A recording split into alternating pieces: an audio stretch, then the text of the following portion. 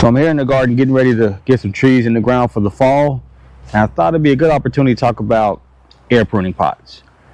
Do they not work? So come over here, come check it out. Let me show you what I got. This little spot right here, I've already previously prepped it. You can check my other tree videos if you want to know how I prep my trees. And it's essentially ready to put in. What's going to go is a shea berry.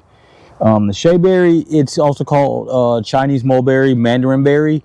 It really isn't a mulberry, but it produces these little orange mulberry, raspberry looking fruit that are supposed to be very super sweet, and they do very good in this Texas zone 8 to zone 9. They can tolerate a different range of different temperature extremities, so it makes it perfect for DFW because here we have extreme ranges from extremely wet seasons, extremely windy seasons, short, brief cold periods, and extreme heat. So we get a little bit of everything here. But nonetheless, the question of the day is, do air pruning pots work? So essentially, air pruning pot is this pot that has a bunch of holes. And it kind of got these little extrusions. I think that's the only difference between that and just a pot full of holes. But the idea is that in a normal pot, they're going to get root bound. They're going to keep growing and growing and circling the pot, looking for a way out, and just keep circling. With this, the idea is that they're supposed to find a way out with one of these holes. And as they start to find their way out of one of these holes, the air dries the root and essentially keeps it from forming a giant root ball. So I got this from Root Trimmer. Pretty handy. Like I said, we shall see if they actually are worth their salt. Now, this has been sitting here since early spring when I bought this. Just hadn't had time to plant it. Normally, in a pot like this, this would be just full of roots. And it would be hydrophobic because the actual root ball, or it would be so root bound that it wouldn't allow moisture to get in. And see, it's a root there. If you notice, not very root bound. So the question is, do they work? I have to say yes. So it's got a nice root system, so it's been seeking its way out and ended up getting bound right here. But the rest of the root structure, that's really well. So this guy is actually ready to be planted.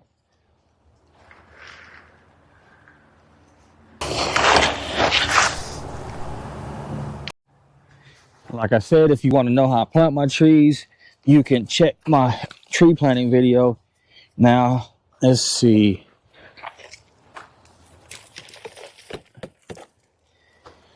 Yeah, very impressed. The only thing is, let's see, I kind of packed this in a little too high. I like to have my root ball sitting above ground. I think I backfilled it a little too much. That's okay. I'm just going to come in there and take a couple handfuls out. That's no worries. We just had a really good rain, so that's perfect timing. Yeah, a little bit more. That's perfect.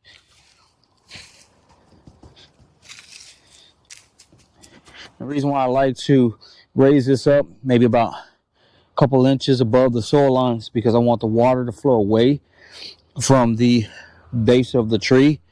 Reduces the chance for root rot. Plus, I'm actually on a hill, so the water is going to want to tend to flow towards the base of the tree. So if I have it sitting up higher, again, less chance for root rot.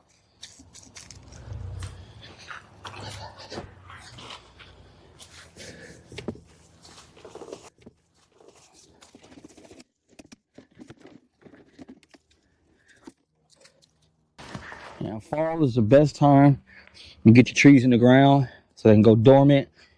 This one's got a pretty good root system, so I just needed to get it in the ground. Oh, perfect timing. So, air pruning pots, do they work? 100%. Some little slugs on there. Now, who's this for? I would probably say if you're planting something and you don't have time to get it in the ground or you want to overwinter it, but you don't want it to be root bound before spring hit, these are perfect. I've been just hadn't had time to get it in the ground. It's been in this pot this whole time. If it was in any other pot, it'd be root bound like crazy. So 100%, they work.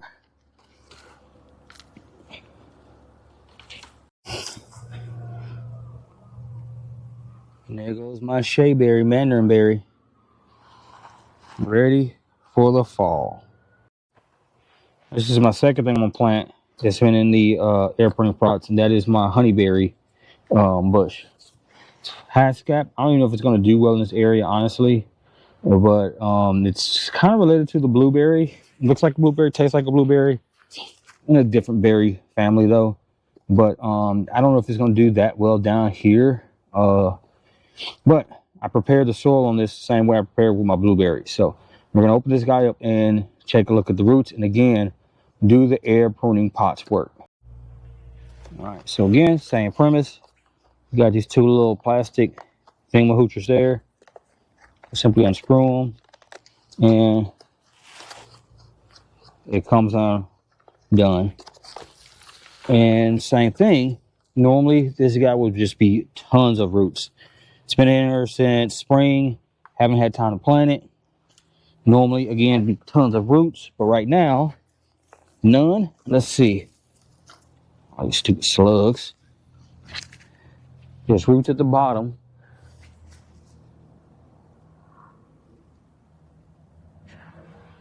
There's roots at the bottom, as you can see. Good, healthy root system. Roots there. So there's roots. It's just, it's not root bound. And that's the whole point of these. It keeps it from getting root bound. I wouldn't advise leaving it in there as a long-term fix, but as a short-term solution, you don't have time to get around to planting it. You can use these. It would be nice to actually do an experiment, leaving one in here long-term, just to see how well they do with a long-term solution. So maybe that's my next experiment. But as you can see right here, this bed's already prepared. Need to kind of scoop out some of it. I kind of got a little too much in there. And the only downside to these, though, I will say this, is that because they have all those holes, the soil is going to dry out quicker. So in the summertime, I actually set it in my flower bed, and the whole flower bed gets water on a regular basis, and so it's kind of soaks up water from the ground of the mulch in the flower bed. You can set it on cardboard, maybe even put a small piece of cardboard in the bottom, or fill it with mulch and leaves like I've done. But you are in the summertime, if it gets really hot, you're going to have to water a lot more frequently. I mean, look, nice, good, healthy roots, not root bound. So we're just going to go ahead and get that guy in there. And I'm going to put a little bit of a cottonseed meal. It's going to have a NPK of about roughly 5 to 1, give or take. But the most important thing is it's going to have a lot more lower pH. So if you need to make the soil more acidic, that's going to work for you. And we're just going to cover those roots back up. This particular blend here, since I'm out of my Living Earth azalea mix, I just use a third pine bark nuggets, a third good compost and manure, and then a third of peat.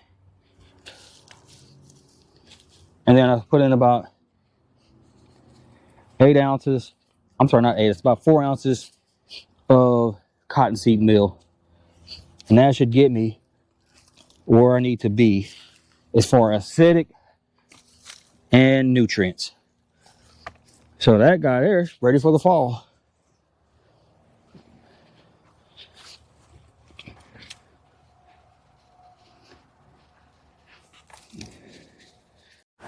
Like I said, keep in mind, the one downside to this, you're going to have to water more frequently because water will be escaping. I put a layer of mulch down in between there, some leaves, just to kind of slow the water. Maybe some shredded tissue paper, something in there to kind of slow the water a little bit.